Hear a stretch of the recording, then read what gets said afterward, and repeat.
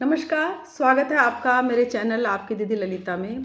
आज मैं आपको कुछ छोटे-छोटे ऐसे दान, महादान बताऊंगी जिनके करने से या जिनको अपने जीवन में धारण करने से हमारे जीवन में, आपके जीवन में जो भी छोटी-मोटी समस्याएं या बड़ी समस्याएं भी आ रही हैं, तो उनका हल हमें मिल जाएगा, हमारी वो समस्याएं खत्म हो जाएंगी। तो चलिए शुरू करती हूँ चर्चा को। कौन कौन से दान हैं वो जिनको करने से हमारे जीवन में खुशहाली मिल सकती है, सुख समृद्धि, मान सम्मान और यश की प्राप्ति हो सकती है। तो सबसे पहले जो दान आता है वो है माचिस का दान।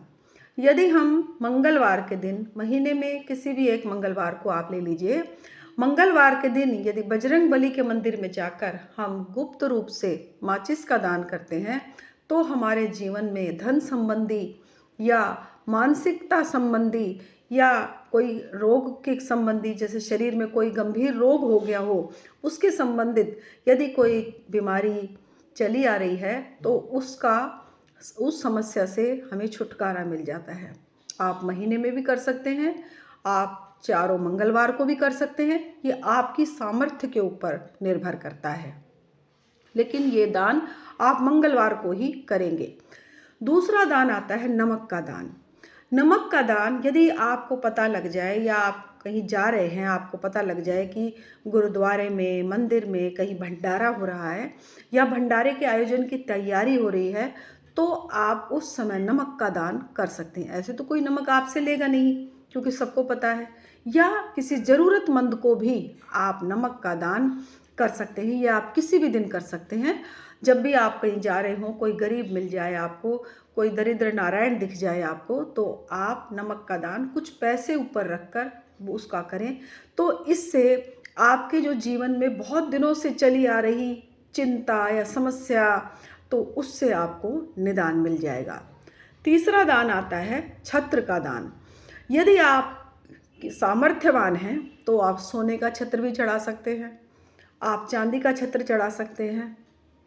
इन दो छत्र के अलावा आप किसी और धातु का भी चढ़ा सकते हैं, लेकिन यदि आप इस कार्य को यदि साल में एक बार अपने आराध्य के मंदिर में जाकर उन्हें छत्र अर्पित करें। छत्र होता है जैसे भगवान के सिर पर जो लगा रहता है, चांदी का होता है। आप सुनार की दुकान पर जाएंगे, छत्र बोलेंगे तो वो आपको दे देंगे। आप छत्र का दान यदि करते हैं तो इससे आपके जीवन में चली आ रही समस्त बाधाओं का नाश होता है, भगवान प्रसन्न होते हैं और वो आपको आशीर्वाद देते हैं। अब चौथा दान आता है ध्वजा का दान। यदि आप अपने मंदिर में जाकर किसी विशेष तिथि में, जैसे जब नया साल शुरू हो जाएगा तो उस पर भी काफ़ी लोग जाकर अपने आराध्य के मंदिर में ध्वजा का दान करेंगे, या फिर आप चैत्र की जो पूर्णिमा आती है उसमें आप हनुमान जी के मंदिर में जाकर उनके जन्म दिवस पर ध्वजा का दान कर सकते हैं। जैसे सीकर जिले में खाटू श्याम मंदिर है, तो आप वहाँ पर भी जाकर, बाबा श्याम के मंदिर में भी जाकर आप ध्वजा का दान कर सकते हैं। वहाँ आप किसी भी एकादशी को चले जाइए या बीच में भी आप कभी जाए, तो आप शुक्ल पक्ष की कभी भी कोई तिथि पड़ रही हो, तो वैसे वहाँ पर एकादशी के दिन ध्वजा दान होता है, लेकिन आप कभी भी जैसे जा रहे हैं तो आप शुक्ल पक्ष का ध्यान करते हुए वहाँ पर ये ध्वजा का दान कर सकते हैं। या फिर आपकी जो देवी दुर्गा है, आप उनको भी नवरात्रि के दिनों में या कभी शुभ तिथियों के, जैसे शुक्ल पक्ष की अष्टमी तिथि के दिन भी आप ध्वजा का दान कर सकते हैं। फिर पांचवा दान आता है हमारा दीपदान। दीपदान एक ऐसा दान है, इसे आप रोज भी कर सकते हैं या वारों के हिसाब से करते हैं। जैसे सोमवार के दिन आप शिवालय में जाकर, भगवान शंकर के मंदिर में जाकर, यदि आप हर सोमवार को शाम के समय दीपदान करें भगवान भोलेनाथ के मंदिर में प्रदोष काल में, और अपनी मनोकामना बोलकर करें, तो आपकी मनोकामना शीघ्र पूर्ण होगी।